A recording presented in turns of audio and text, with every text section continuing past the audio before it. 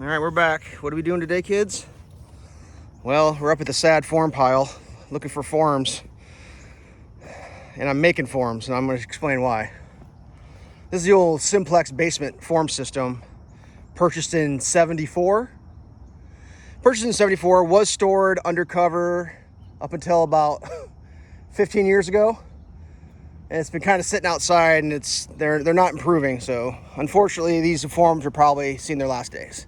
We're starting to get this. Yeah, that's happening. They're just disintegrating. These 4-foot forms have been used the most, and they're pretty rough. So what we've decided to do, made an executive decision. We're going to start cutting some of those 8-footers up into 4-footers and getting some good 4-footers. So you can see down here, we've already started. Nice fresh cut. That's what, 9 ply? 9 ply. So we'll have one nice fresh. This will work. This will work. So I thought I'd just we're gonna do a little video of how we're doing it. I got Boss Man here. There's his feet. There's Boss Man's feet. So I'm gonna try to do some of this one-handed. All right, ready? So I lift the 95-pound form up in the air. He puts the spacers in.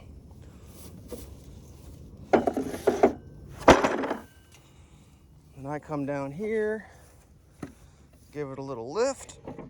All right, so we got spacered. We're going on this one.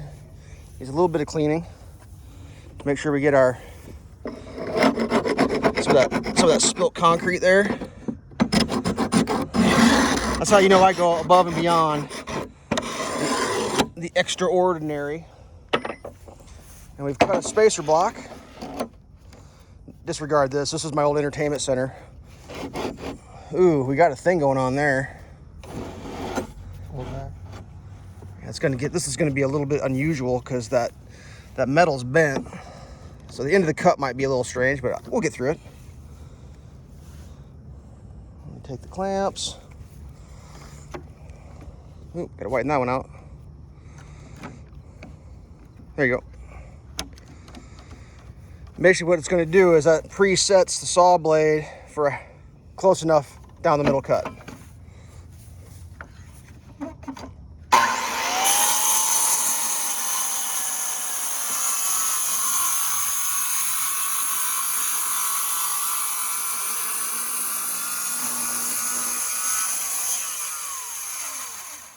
See, after you let the blade come to an end, that's for safety, kids.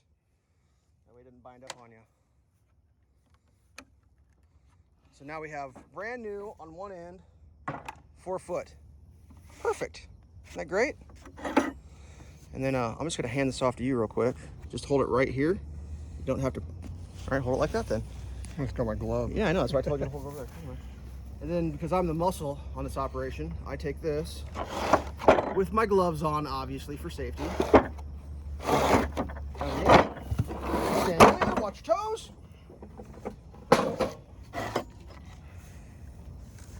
Up your spacers because that's the right way to do things. Grab this one.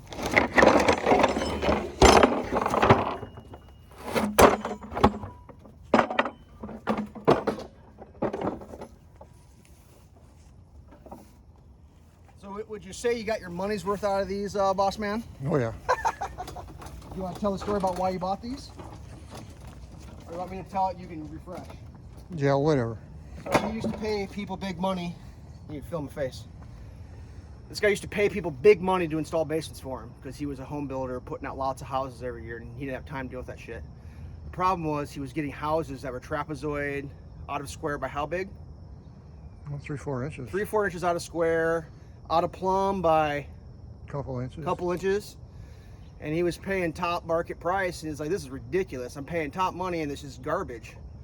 If I remember right, back in the 70s, there were some huge investment tax credits, and he decided rather than giving all his money to Uncle Sam, he'd invest in, I think you bought the set of forms, the trailer, the backhoe, the skid loader, all that shit, and just started stuffing cash in his pockets from all the money he saved. And then he had me, and the cash pile just went bigger. Saved on labor. So this is what we're doing here. We got this old war wagon out, and we're just gonna stack. Then we'll do D-ring right over the top, boop, and then we'll go out and we'll we'll pour a stem wall. You can see here, these finish nails. We end up going around with a laser, and we laser in the top, put finish nails, then we have a trowel that we just slide back and forth right on top of those finish nails to make a perfectly flat top. So that's what we do. So yeah, some of you that are watching this maybe have handled some of these simplex forms, and it's a little bit bittersweet. It's kind of the end of the era of me putting full basements in, but they're past their prime. I mean, I can still do stem walls, but just didn't have covered storage for them, and that's just how life went. So. You can always restack these and go back the way they were too. Well, that's true. I mean, technically, I can't put this on top of it. You could do 2 4-footers and make an 8-foot. So, we'll see. I mean, I don't know. The system, if I remember right, we went out to Vegas like what, 10 years ago, and someone had bought simplex out. So I think the system's still in manufacturing. There's an outfit out of Wisconsin called AccuForm that does the same thing. AccuForm, yeah. So, all right. Well, I gotta cut a bunch of. How many do you need? Like 60 something of these? Yeah. I mean, we will use some of the old ones. I mean, don't get me wrong. It's just that's what we're doing. Stay safe.